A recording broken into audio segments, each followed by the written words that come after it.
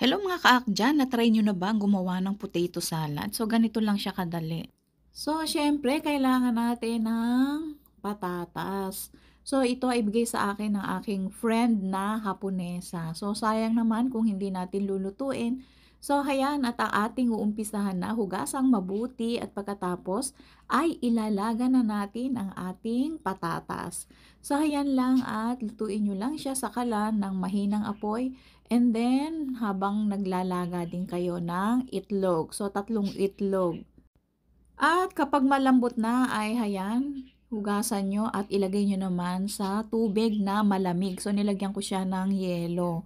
So, bakit ko nga ba nilagyan ng yelo? So, ang purpose niyan ay para, ayan, yung laman hindi sumama dun sa balat. So, mas marami kayong laman na makukuha ng patatas. So, ganyan lang at paulit-ulit ko lang yang ginawa. So, kayo ba? Paano ba kayo magbalat or tanggal nung balat ng patatas? Ganito din ba kayo or iba yung way nyo? Paki-share naman sa akin kung paano nyo binabalatan na hindi gaanong kasama yung laman sa balat, diba? So, ayan, at inulit-ulit lang natin yung pagbabalat na ating patatas. So, ayan, na-enjoy ko yung pagbabalat ng patatas kasi ang sarap niyang alisan kasi madaling-madali lang siyang alisan. So, pagkatapos nito ay ayan na tapos na nating balatan yung mga patatas. Ang gagawin naman natin is dudurugin natin. Kung meron kayong ganito, pwedeng gumamit ng tinidor. Kung wala naman ay ganito. Kahit ano ay pwedeng pang ganyan. So, hindi ko siya dinurog ng maigi. So, syempre, mainam yung minakakagat pa rin tayo na patatas. So, madali lang siyang gawin, di ba? Tapos, ayan din yung itlog, binalatan din natin. At ito is perfect na perfect to sa kahit kahit sa lunch or dinner, perfect siyang kainin. So, pwede din siyang ipalaman sa sandwich kasi na-try ko na yon. So, ayan yung itlog, hiwain lang natin na ganito. So, ayan. Hindi ko na siya dinurog na durog kasi mas mainam yung mayroong kang makakagat man lang, di ba? Or malalaki yung butil. So, saktong-sakto lang siya kung kakainin nyo. Hindi siya masyadong sobrang lambot. So, syempre, naglaga din ako ng carrot. Pero sandali lang kasi mas mainam yung malutong yung carrot. At pagkatapos nating ilaga ay hiniwa ko lang siya ng ganito. So, conforme sa inyo kung gaano kalalaki yung gusto nyong hiwa. So, ako dapat liliitan ko pero naisip ko mas mainam yung medyo mahaba na para pag kinain mo is malaman pa rin. So, ganyan lang at inulit ko or tinapos ko yung paghiwa dyan sa carrot and then sasama na rin natin syempre dyan sa ating mashed potato.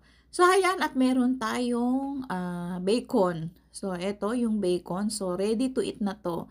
Sa gustong i-fry, pwede ding i-fry pero mas mamantika siya kasi. So, ito is ready to eat na. So, hiniwa ko lang siya ng ganito. So, niliitan ko kasi syempre masyadong mahaba. So, ayan. Ganyan lang kaliliit. So, siguro sa Pinas, meron din namang nabibili na ganitong bacon. Kasi dito, malasa na siya at kahit hindi na siya lutuin, ready to eat. So, ayan, at isama na rin natin yung bacon. So, syempre, haluin natin ng konti at tapos ay lalagyan na natin siya ng mga pampalasa. So, syempre, ang pampalasa natin yan, syempre, unang-una, mayonnaise. So, conforme sa inyo, kung gusto nyo napakaraming mayonnaise, so sa akin, sakto lang. Kasi ako is laging tansya. Hindi ako nagsusukat gaano, pero example, mga ganun lang is tansya lang talaga. Kasi kung conforme sa inyo. At naglagay na din ako ng pamintang durog at asin. So, ayan. So, syempre, kung may asin, syempre, meron din tayong ilalagay dyan na asukal. So, ayan yung asukal natin. At pagkatapos nito ay hahaluin na natin siya ng bonggang-bongga. So, ayan, kita nyo naman, di ba? Maganda na yung ating salad. So, syempre, after nyo may mahalo ng maigi at alam nyo naman na yung mga lasa ay nagsama-sama na, is ready to eat na siya. So, syempre, kayo na ang bahalang maggawa ng preparation. So, wala akong lettuce kasi nauubos yung aming lettuce. So, pwede naman kahit wala at meron na bang ibang option? So ayan, like tomato or maglagay kayo ng konting gulay. So ayan, naglagay lang ako dito ng parsley para mas maganda siyang tingnan. So hanggang dito na lang at thank you for watching always. Ayan, thank you sa inyo. Bye!